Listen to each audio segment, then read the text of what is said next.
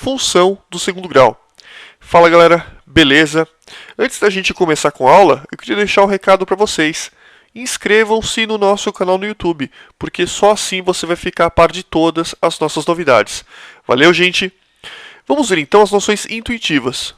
A gente já aprendeu que uma função do primeiro grau pode ser escrita na forma y igual a x mais b, ou seja, um termo que multiplica x mais um termo independente.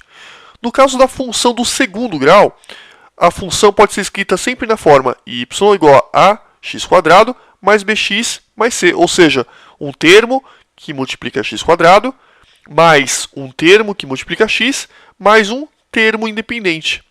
E uma coisa importante é que o a, nesse caso, não pode ser igual a zero, ou seja, ele tem que ser diferente de zero. Por quê, pessoal? Porque se o termo que multiplica x² valer zero, a gente vai cair novamente numa função do primeiro grau.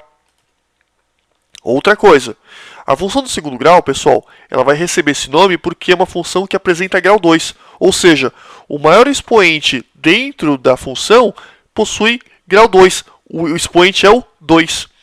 No caso da função do primeiro grau, o maior expoente do x presente na função vale a 1, por isso função do primeiro grau. Como o maior expoente do x dentro da função do segundo grau é o 2, por isso a gente vai chamar de função do segundo grau. Uma outra observação, gente. A função do segundo grau também pode ser chamada carinhosamente de função quadrática. Ou seja, sempre que você quiser chamar de função quadrática ou de função de segundo grau, você pode. É a mesma coisa. O gráfico, pessoal, da função do segundo grau vai ser sempre uma parábola. Beleza, e o que é uma parábola?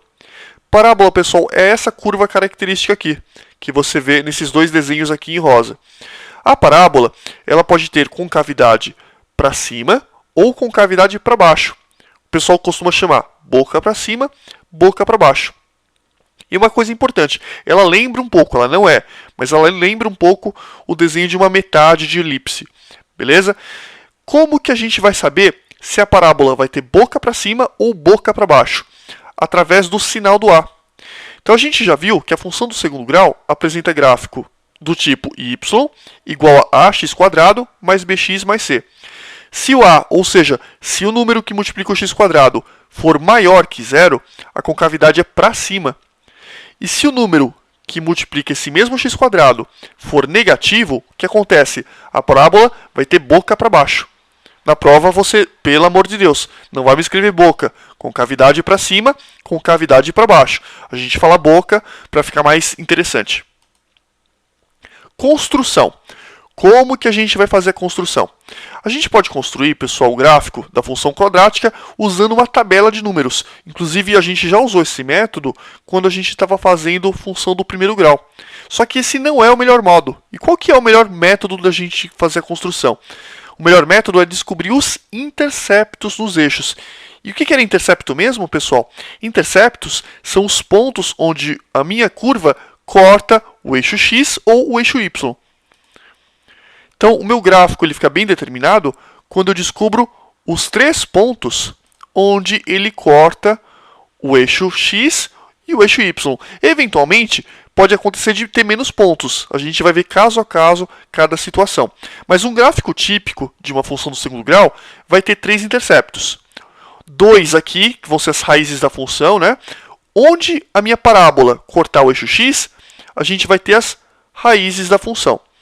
E onde ele cortar o eixo y, vai ser o termo independente. Tá vendo que aqui temos c? Pois é. Esse c é justamente o ponto onde a minha parábola corta o eixo y. Beleza? Então, esses são os 3 pontos mais comuns da gente encontrar numa parábola. Vamos ver agora alguns exemplos, pessoal.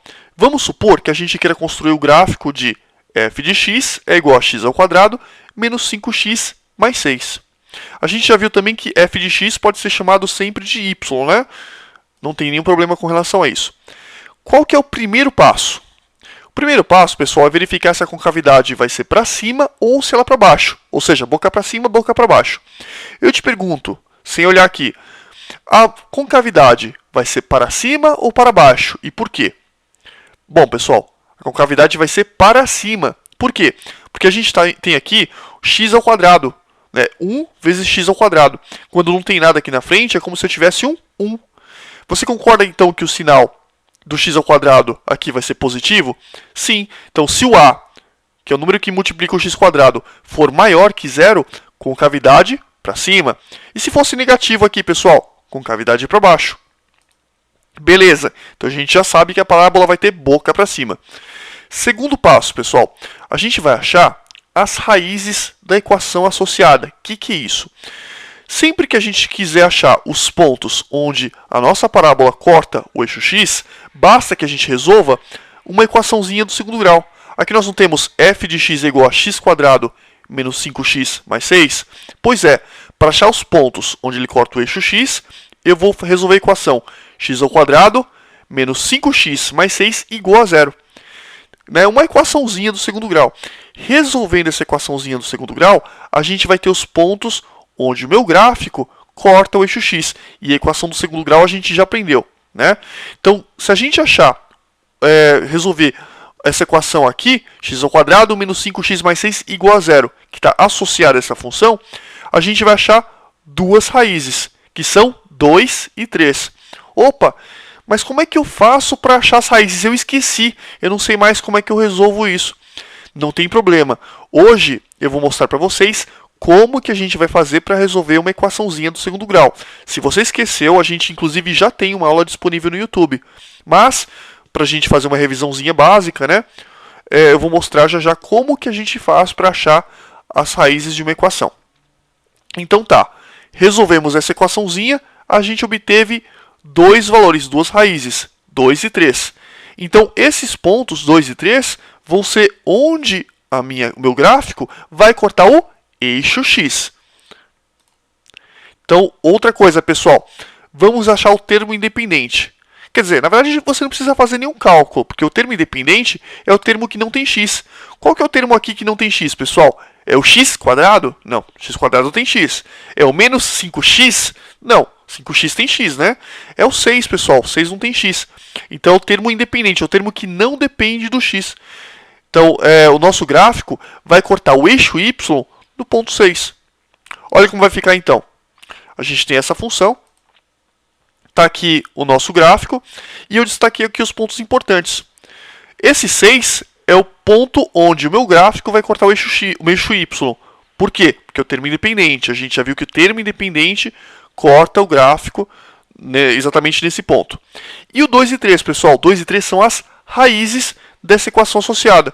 Então, eu coloquei aqui as raízes e coloquei aqui o termo independente. Beleza. Agora a minha parábola vai ser boca para baixo ou boca para cima? Boca para cima. Então, é só fazer uma parábola que passe por esses três pontos. Vamos fazer? Prontinho, pessoal. Está aqui a parábola que passa pelo ponto 6, 2 e 3. Então, esse aqui é um esboço do gráfico dessa função. Beleza? Outra coisa, naturalmente, 2 e 3 são raízes da função. A gente já viu isso.